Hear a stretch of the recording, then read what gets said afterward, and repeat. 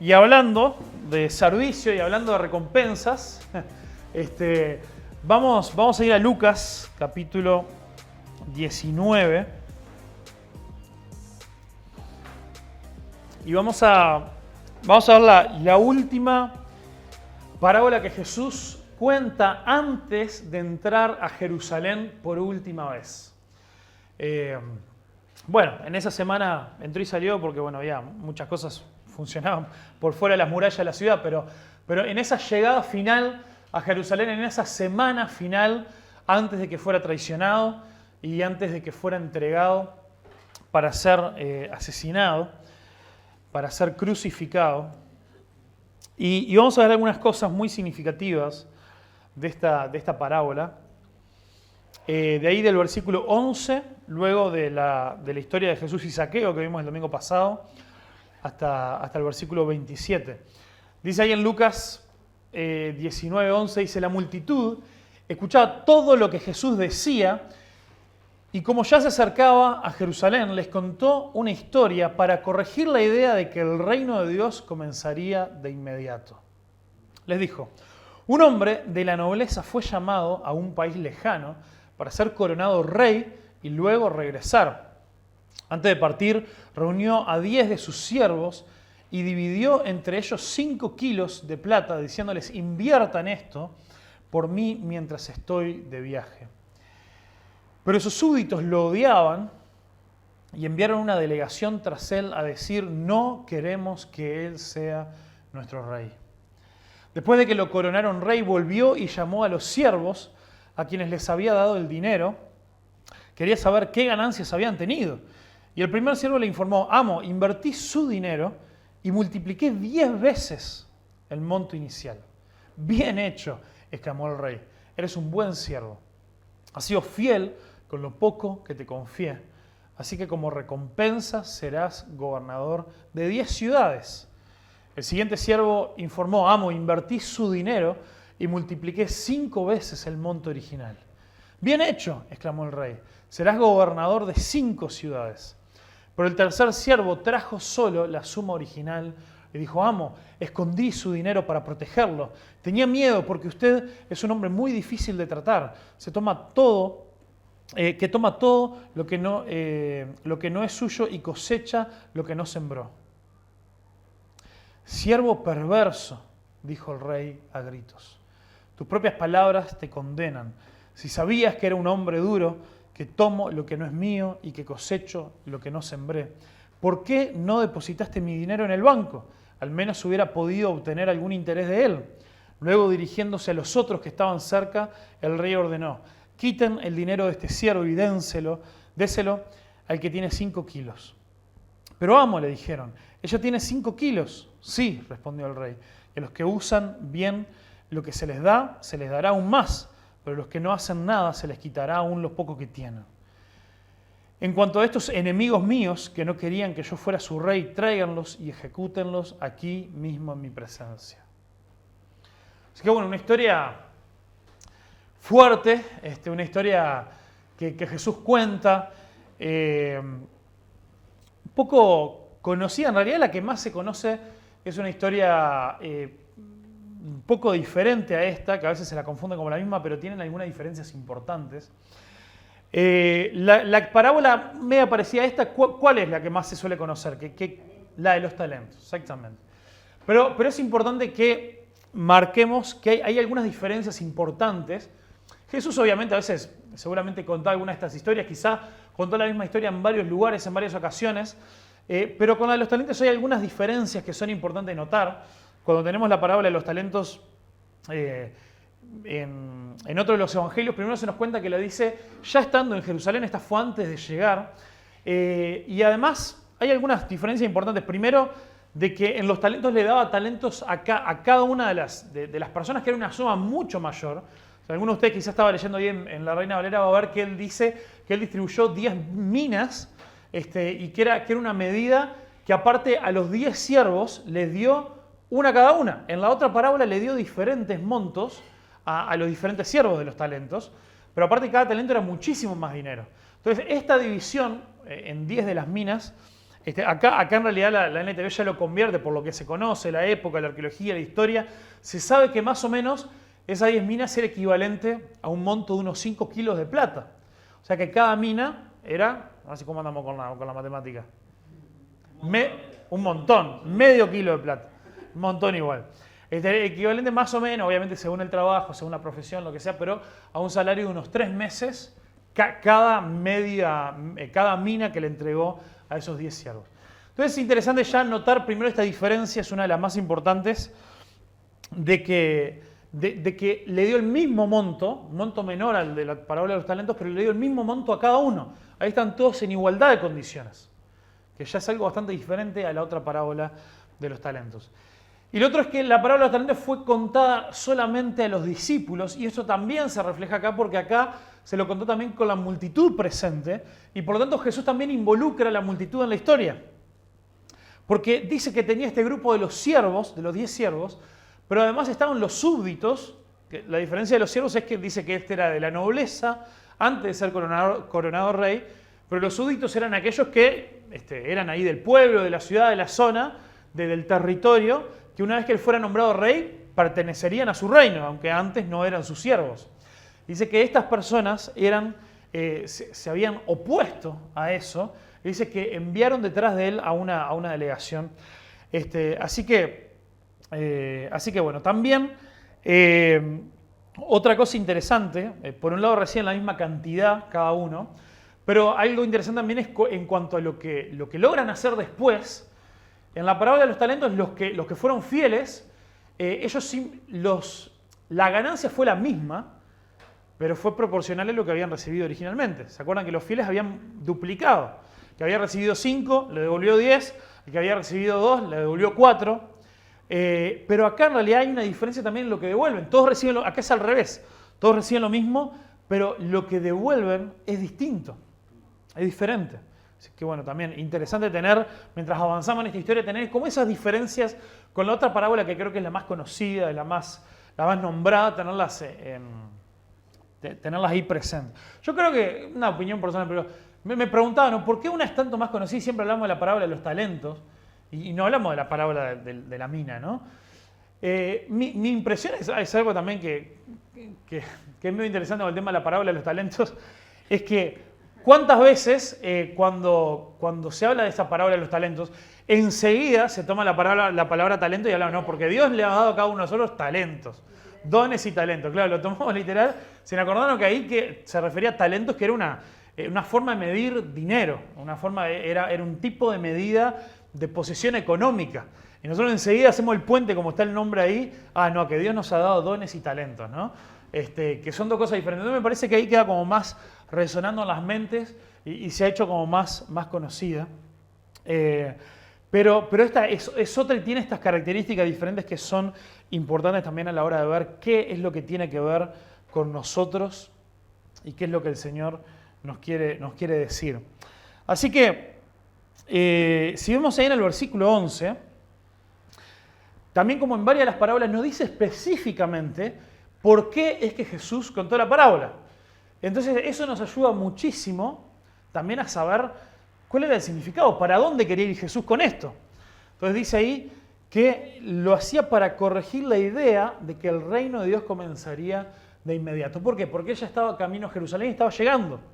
Y había este sentir de que en esta llegada a Jerusalén había tanta gente que lo seguía, había un pueblo tan grande que estaba atrás de él, que venían viendo sus milagros, que venían viendo las grandes obras que él tenía con el pueblo, que decían, bueno, ahora cuando llega a Jerusalén, ya está, ahí se quema todo, ahí rompemos todo, lo coronamos rey, y lo vemos en la siguiente historia, porque en la siguiente historia, en la llegada triunfal de Jerusalén, lo veremos más adelante, pero vemos esa característica de que la gente, él lo recibieron como rey. Decían, Hosana, el que viene, Hosana, hijo de David, vení, salvanos, le pedían. Y fue recibido como un rey que llegaba a su ciudad para gobernar y que venía a ser nombrado como rey. Entonces, por supuesto que esto está muy relacionado con la historia que viene después. Y Jesús quería recordarles que, bueno, miren que eso no es tan así. Miren que las cosas no van a pasar como ustedes se las imaginan. las cosas van a pasar de una manera diferente. Entonces, en base a esa diferencia, en base a las expectativas, es que nosotros tenemos que ver, bueno, qué es lo que Jesús quería transmitir, a pesar de que obviamente lo primero que resalta es que esta imagen de este hombre de la nobleza que iba a ser nombrado rey, obviamente se refería a Jesús mismo. ¿Y cómo es que esto va en contra de las ideas que podía tener el pueblo en ese momento con respecto a él? Dice en el versículo 12 que cuando él comienza la historia dice que un hombre de la nobleza fue llamado a un país lejano para ser coronado rey y luego regresar. Esto nos suena medio raro, ¿no? Tipo, nosotros vemos en las películas que quien es coronado rey, ¿dónde lo nombran rey? Bien, ahí, donde vas a ser rey. Si no es como que nosotros pensamos, no sé, la ceremonia inaugural del presidente se hace en la Plaza Independencia.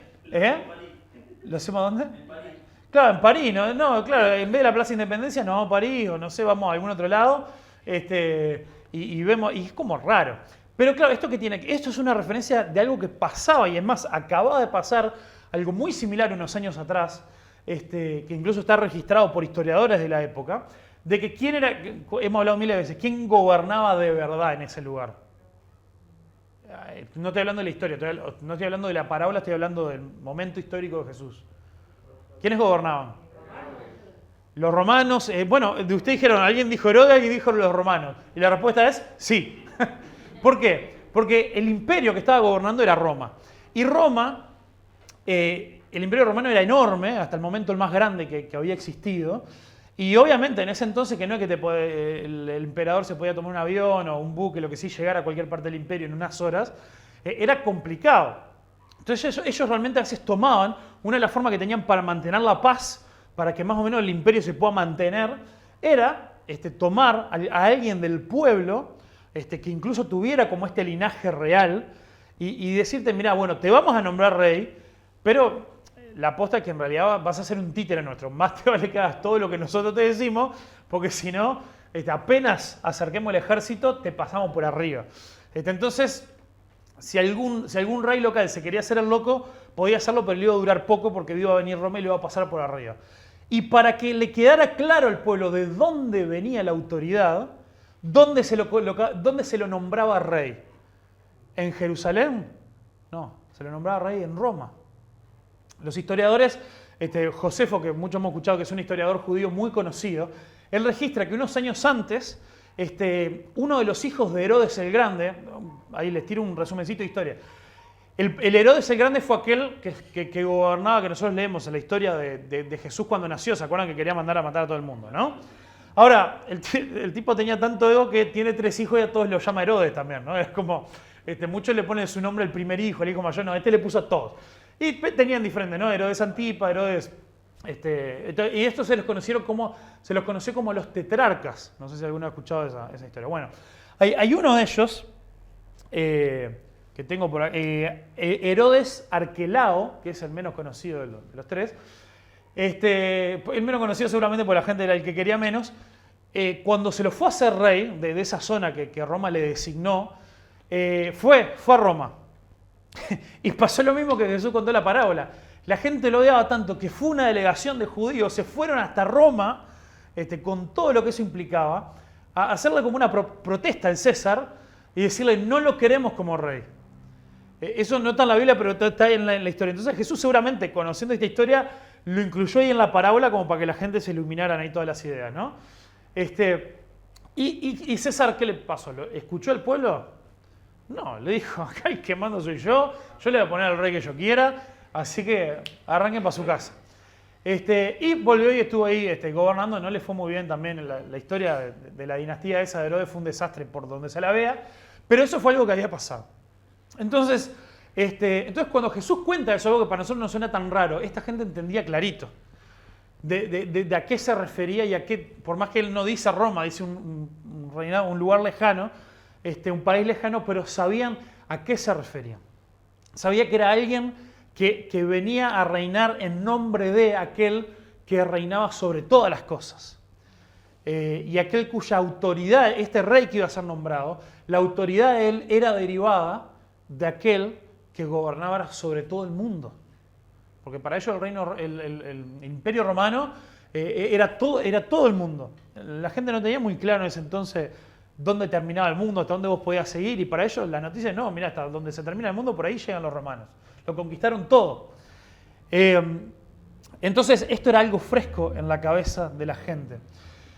Y bueno, en el versículo 13 ahí vemos un poco lo que les distribuye, que las 10 minas, equivalente más o menos a unos 5 kilos de plata, y esto equivalía más o menos a unos 3 meses de salario o de sueldo.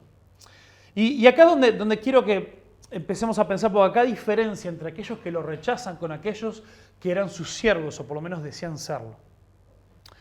Y dice Jesús que esta persona les dejó estas cosas para que ellos administraran, y se las repartió de manera igual. Entonces, de la misma manera, cada uno de nosotros, Dios nos ha dado cosas, Dios nos ha dado recursos, Dios nos ha dado algo bien interesante. Y acá es donde es importante también diferenciarlo de la parábola de los talentos. Porque cuando nosotros hablamos de eso, de posesiones, cuando nosotros hablamos incluso de habilidades, de talentos, hablamos de todo un montón de cosas, tiene sentido lo que nos habla la otra parábola, que nos habla de diferencias en las cosas que Dios nos da a cada uno para administrar. No todos tenemos el mismo tipo de capacidad, no todos tenemos el mismo tipo de dones, no todos tenemos el mismo tipo de recursos económicos. Pero ¿qué es aquello? ¿Cuál es aquel tesoro? A ver si eso nos empieza a iluminar un poquito. También aquellos que estuvieron en el campamento de adolescentes. ¿Cuál es aquel tesoro que Dios nos da a todos por igual en la misma medida? ¿Qué piensan? ¿El Espíritu Santo? ¿Qué otra cosa? La eternidad o la salvación. El Evangelio, está bien, viene por ahí, es este tesoro espiritual que nosotros sabemos que cualquiera de nosotros estamos en igualdad de condiciones. Todos los que somos siervos de Dios, todos los que somos hijos de Dios, hemos recibido el Espíritu Santo. Todos los que somos siervos de Dios, hemos recibido la misma eternidad, la misma salvación. Y la Biblia habla de esto como un gran y enorme tesoro que cada uno de nosotros poseemos. Y no es que algunos son más salvos que otros, no es que algunos tienen más Espíritu Santo que otros, sino que dice que esto es algo que Él nos da a cada uno de nosotros. Y Dios lo distribuyó por igual a estos siervos de Él. ¿Y cuál era el problema?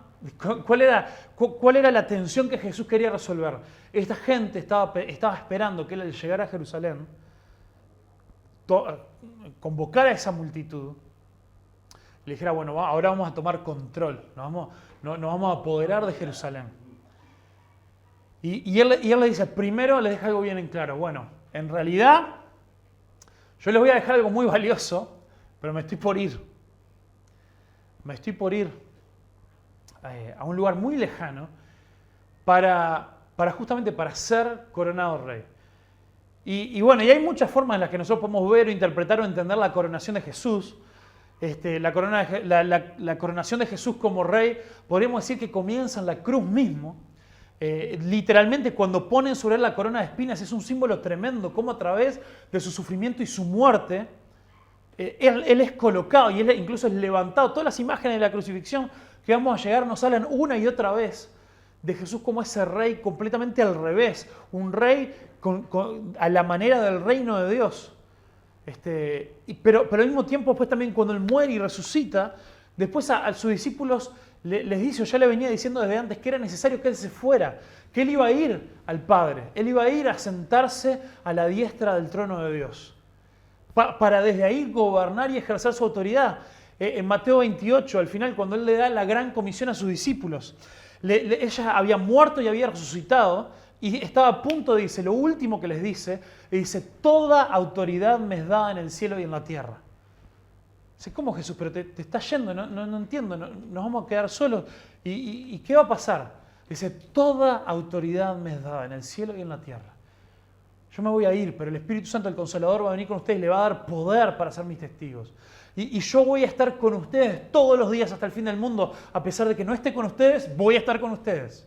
Entonces, es esta dinámica extraña de Jesús hablándonos de diferentes maneras, usando diferentes imágenes, pero que nos enfatizan eso, que a partir de ese momento él iba a recibir la verdadera autoridad sobre todas las cosas. Pero no iba a ser de la forma que la gente lo esperaba en ese momento.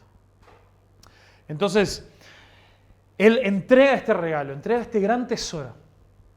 Y Él espera que mientras esperamos que Él regrese, hagamos algo con eso. Entonces Dios nos ha dado estos regalos y espera que lo invirtamos. A diferencia de los dones y los talentos, Él nos ha dado este evangelio para que en la misma medida todos tenemos esta responsabilidad de multiplicar el tesoro que Él nos ha dado, de compartirlo. Y el evangelio es el único tesoro que cuanto vos más lo compartís, a veces más rico te haces. Y cuanto más lo compartís, más se multiplica y nunca se termina. Y más firme se hace en nosotros. Entonces llegamos ahí al versículo 14, donde dice, pero sus súbditos lo odiaban y enviaron una delegación tras él a decir, no queremos que sea nuestro rey.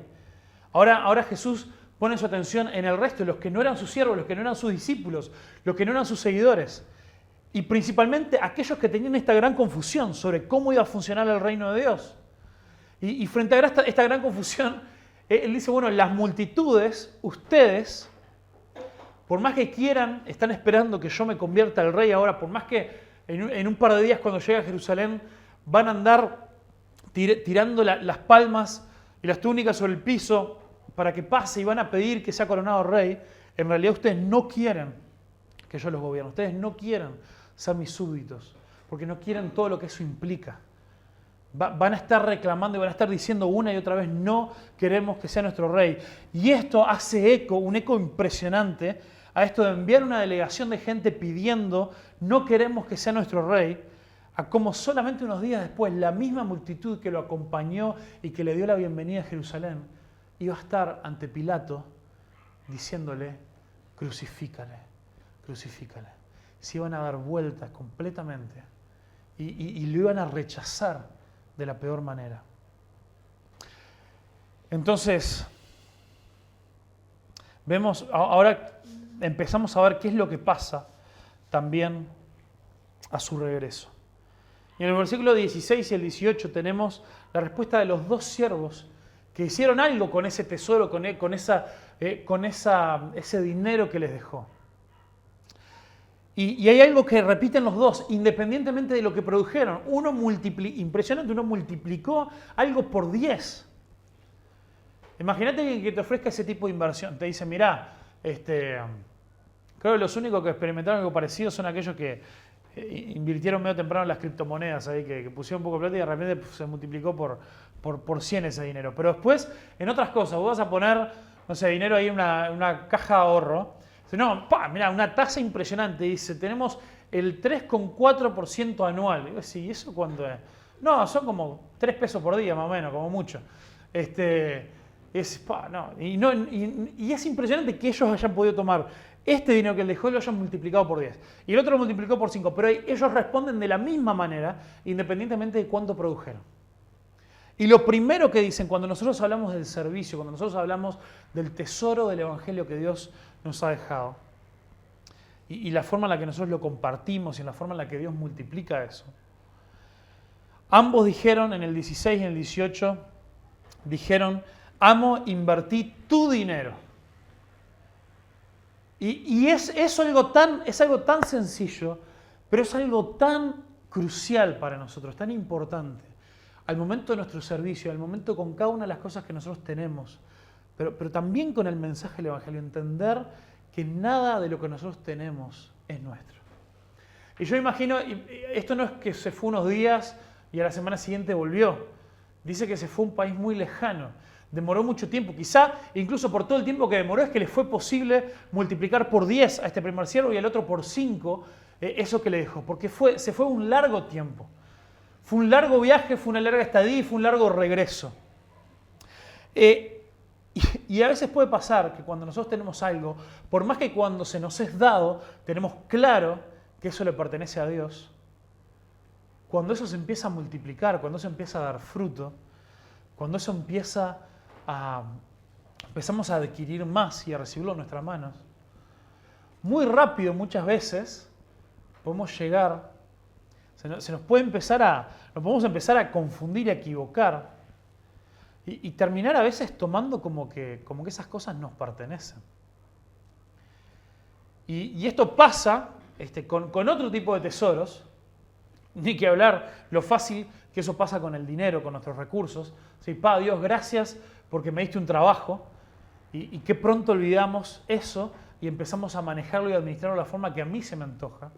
Gracias Dios por la salud y por el tiempo y por las energías, pero lo administramos de la forma que nosotros queremos como si fuera nuestro. Pero también pasa con este tesoro del Evangelio. También pasa con eso. De la forma en la que nosotros a veces pensamos de que nosotros podemos hacer algo para merecernos o para ganarnos la salvación que tenemos, la forma en la que nosotros podemos autojustificarnos delante de Dios. Pero también pasa cuando eso empieza a dar fruto, y también pasa cuando, por ejemplo, empezamos a servir y empezamos a amar a otros y empezamos a compartir o empezamos a poner en práctica y utilizar nuestros dones y nuestros talentos, y nos empezamos a pensar que las bendiciones que Dios nos da o la forma en la que Dios hace crecer y hace multiplicar eso puede llegar a ser algo que es gracias a nosotros y por lo tanto me pertenece. La forma en la que quizás nosotros vemos que le hablamos a otros y otros pueden llegar a escuchar y pueden llegar a ser bendecidos por eso. Digo, mira qué crack que soy. O la forma en la que Dios puede utilizarnos también en el evangelismo, que otros lo conozcan, y al final eso termina generando una raíz de orgullo en nosotros, y pensar que después las cosas que nosotros vamos haciendo nos pertenecen. Y lo triste de eso es que primero coloca nuestro valor en el lugar equivocado. Porque nosotros comenzamos a basar nuestro valor, o nosotros comenzamos a apropiarnos de las cosas que Dios nos ha dado, incluso con este tesoro de Dios y del Espíritu. Es algo terrible porque nuestro valor empieza a estar no en que somos siervos del Rey y le pertenecemos, y somos parte de la familia de Dios, sino empieza a estar en mirar las cosas que he logrado para Dios. Y eso es una identidad completamente distorsionada. Pero estos siervos responden con humildad. Estos siervos nos llaman y nos desafían a nosotros a servir con humildad, reconociendo que lo que tenemos no es nuestro, sino de Dios. Y también esto nos hace no querer guardarnos nada de lo que tenemos. Después en el versículo 17 y 19 vemos también la respuesta de este señor, de este rey, que les dice, bien hecho, exclamó el rey, eres un buen siervo. Has sido fiel en lo poco que te confié, y así que como recompensa serás gobernador de 10 ciudades. En el 19 le dice, bien hecho, le exclamó el rey, serás gobernador de 5 ciudades. Entonces ahí en el 17 vemos que lo que Dios espera no es el éxito, sino es la obediencia. ¿Y qué palabra usa ahí? La fidelidad. Y esto es clave, porque Dios no hizo una diferencia, este rey, obviamente representando a Jesús, no hizo una diferencia.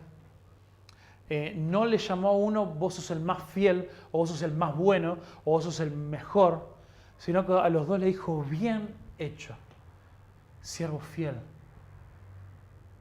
Y entonces lo que él buscaba era fidelidad.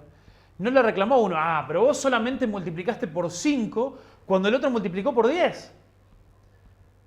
No le recriminó eso. Realmente él vio que lo que había hecho era ser fiel. Y lo interesante es que en esta historia, en la lógica de esta historia, la fidelidad siempre produce, antes de que nuestro Señor vuelva, produce fruto. Algún tipo de fruto, a pesar de que no lo veamos. Sea mucho, sea poco, pero produce fruto. Y lo que nuestro Señor evalúa es la fidelidad y no cuánto fruto se haya producido. Y esto también tiene que ser algo que también llene nuestros corazones.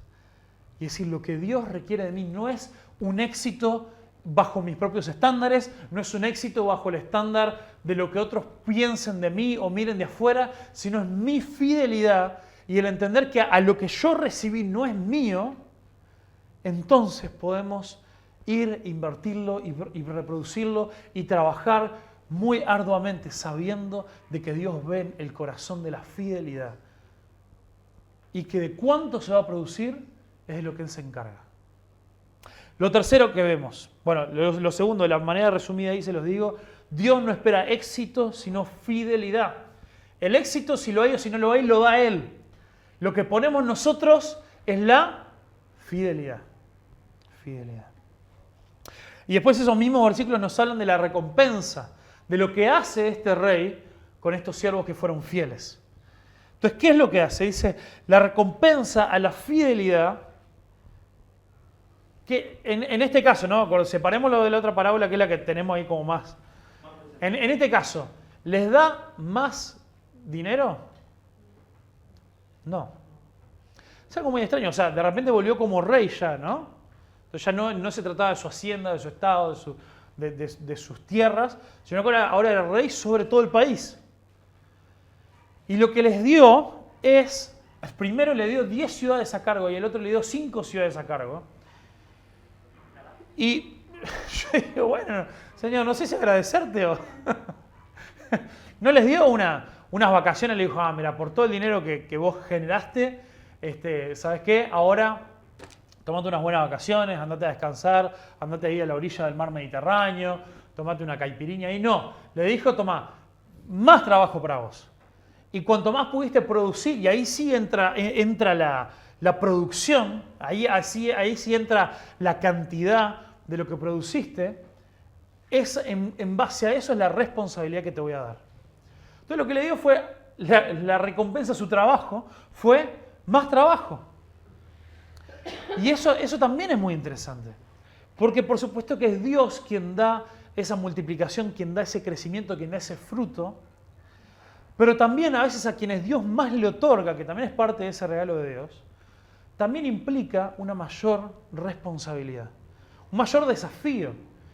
Y cuando nosotros empezamos a ver que Dios empieza a bendecir nuestras vidas, a bendecir nuestro ministerio, a bendecir nuestro servicio, por un lado, como lo primero que vemos es tenemos que mantenernos humildes, porque nosotros no hicimos nada de eso. Nosotros ¿qué hicimos? Fuimos fieles.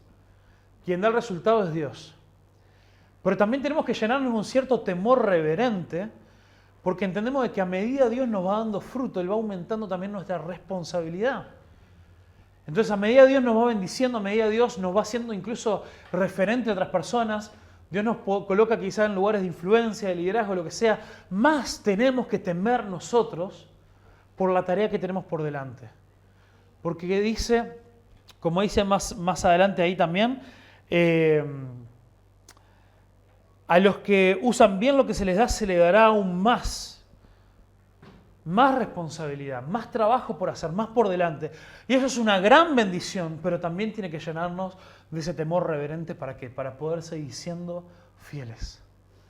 Porque si nosotros al Dios darnos más responsabilidad nos llenamos de orgullo y pensamos que lo hicimos por nosotros, por lo que nosotros logramos, eso en lo que va a terminar es que en esa siguiente etapa, con eso que vamos a recibir de parte de Dios, ese mayor trabajo y mayor responsabilidad, seguramente si perdemos esa humildad, en esa siguiente etapa vamos a comenzar a ser infieles en vez de fieles, o vamos a trabajar con una visión completamente equivocada. Entonces por eso vos comenzás a preguntarte ahora, de este gran tesoro que Dios me ha dado del Evangelio, este gran desafío que yo tengo de servir y de poner el Evangelio a trabajar en mi vida y en la vida de los que me rodean, de poder compartirlo. ¿Qué estás viendo Dios qué estás viendo vos que Dios está haciendo con eso? Dios lo está usando, Dios te está bendiciendo, lo está multiplicando. Y ya vamos a llegar al otro problema, el problema grande, si no estamos haciendo nada con eso, ¿no? Pero imaginémonos que sí, que estamos diciendo, bueno, Dios me está llamando a madurar, a crecer, Dios me está desafiando, Dios me está mostrando cómo hay gente que está respondiendo a esto, cómo hay gente que está siendo bendecida por mi servicio. Entonces, ¿cómo es que eso ahora me puede también llenar de ese temor reverente a lo que viene? ¿Cómo es que puedo decir, bueno, mi vida no puede, si Dios me está mostrando que Él me está bendiciendo acá, yo no puedo seguir igual a como estaba antes? Yo tengo que ser más responsable, tengo que trabajar con mayor responsabilidad y mayor compromiso. Y no solamente en lo que hago, sino también en mi vida personal, en mi relación con Dios, en cuidar mi corazón en esas cosas. Porque Dios me va a estar dando más cosas para hacer y más responsabilidades para llevar a cabo en su reino. Pero también esto es un claro reflejo, porque esto tiene una doble aplicación. Dios nos va dando más responsabilidad en esta vida. Pero claramente Jesús estaba hablando también de su segunda venida. Estaba hablando también de cuando Él volviera a buscar y a pedir cuentas de lo que habíamos hecho. Entonces, para algunos de nosotros, o sea, en algún momento eso va a pasar en medio de ahora de este tiempo de nosotros, que Dios quiera, tenemos que rogar al Señor Jesús, ven pronto, volvé, y Dios quiera que Jesús vuelva a buscarnos antes de que termine nuestra vida. Pero otros vamos a morir mientras este mundo sigue antes de que Jesús vuelva y nos vamos a encontrar con nuestro Dios. Y entonces también la Biblia habla a lo largo de, en este pasaje, pero a lo largo de toda la Biblia, que va a haber recompensas diferentes. No es que, bueno, está como soy salvo, ya la eternidad va a ser completamente igual. Va a haber recompensas diferentes, diferentes niveles de gloria también, para cuando estemos en la eternidad con Cristo. Entonces hay un comentarista ahí que tiene una frase que me gustó bastante, que dice: hay grados de gloria en el cielo. Dice, cada vaso estará igualmente lleno, pero no será igualmente grande. Es como una forma de decir, bueno, realmente vamos a estar llenos de todo lo que Dios tiene para darnos. Pero va a haber una cierta diferencia en la forma en la que vamos a poder experimentar esa gloria, ese gozo infinito también por toda la eternidad. La Biblia habla también de las coronas o de las recompensas que se recibirán en el cielo según la obra de cada uno. En nuestras obras, en nuestro servicio, no está en juego la salvación, pero sí está en juego la forma en la que pasaremos esa eternidad junto a nuestro Dios. Un versículo clave para eso es 1 Corintios 3, versículo 8. Dice, el que planta y el que riega trabajan en conjunto con el mismo propósito. Ahí Pablo venía hablando de los diferentes roles de la gente, que los líderes que habían hecho diferentes cosas para la iglesia, ¿no? Entonces, si algunos plantaron, otros regaron, otros van viendo el fruto y van cuidando. Pero dice ahí, y cada uno será recompensado por su propio trabajo arduo. No dice, bueno, todos tendrán la misma recompensa. Habrá diferentes recompensas. Y esto también es lo que dice Jesús en esta parábola. Pero ahora después también en estos últimos versículos nos toca tratar también con este último siervo. El versículo 20 dice, el tercer siervo trajo solo la suma original, esa mina o ese medio kilo de plata, y dijo, amo, escondí su dinero para protegerle. Tenía miedo, porque usted es un hombre muy difícil de tratar, que toma lo que... Mire, qué impresionante esto que dice el siervo. El siervo dice, toma lo que no es suyo y cosecha lo que no sembró.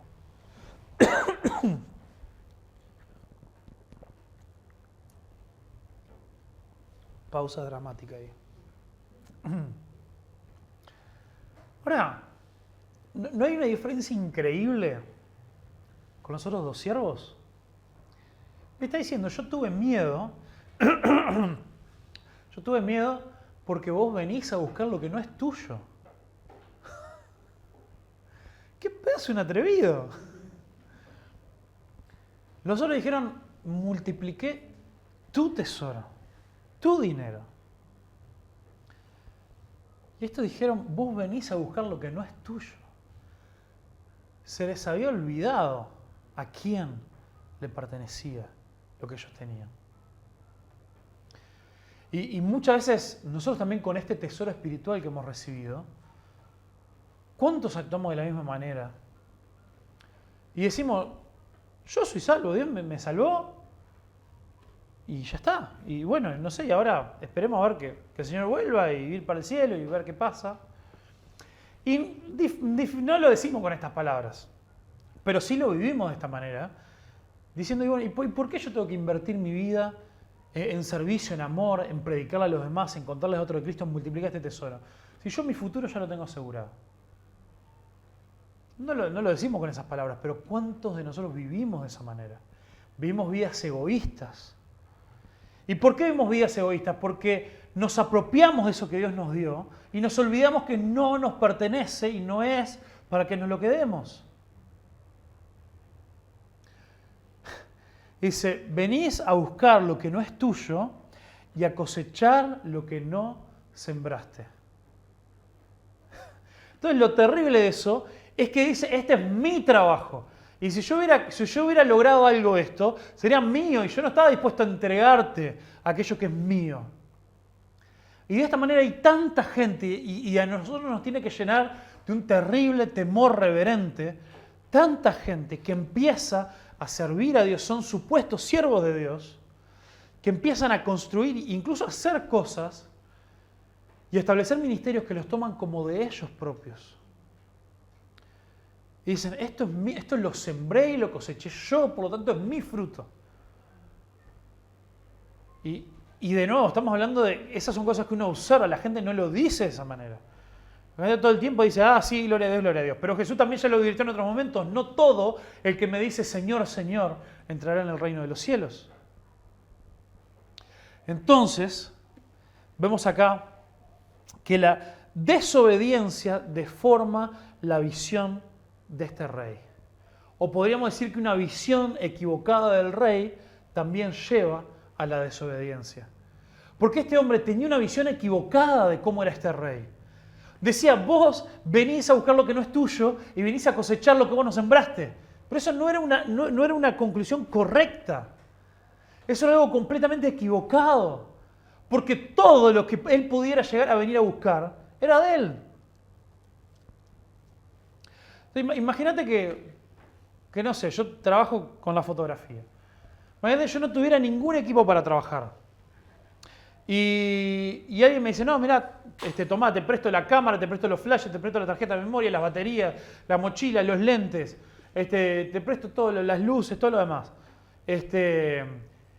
Y mirá, y te voy a mandar a este trabajo que es mío, es un cliente mío, pero vos andá y trabajalo.